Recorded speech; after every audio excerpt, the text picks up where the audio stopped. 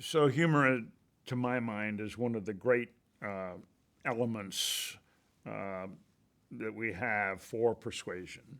It makes points so easily where dialogue and long discussion can't.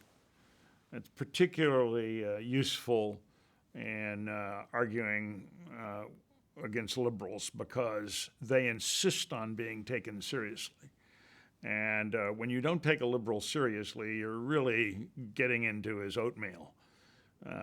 So, and I learned that primarily from William Buckley.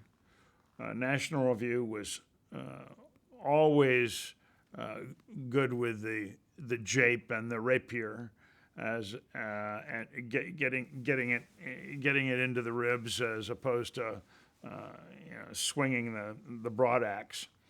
So, and I found that when I was in Richmond as editor, on the editorial page in the writing, I used to work on having almost daily a short piece as opposed to a long piece, and have it have a light aspect to it, so it would attract the reader over into this vast sea of ink and maybe give them something to smile at or laugh at or inform them in a light way, and then they might stay and hang around for the longer pieces.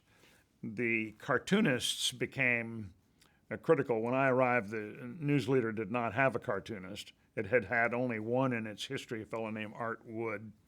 And McNelly came along, and within a year of his, well, in his first full calendar year of being on my staff, he won the Pulitzer Prize, which was, he was not quite the youngest by a couple of months ever to have won it. Malden was the youngest to win it at 23 and, let's say, 1 month, and McNelly won it at 23 and 5 months or something like that. They were both 23, as I recall.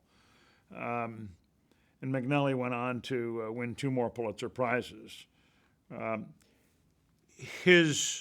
then he was succeeded when he left by Bob Gorrell, who was just wonderful, and Gary Brookins was at the Times-Dispatch, and he came to me when we merged the news leader into the Times-Dispatch.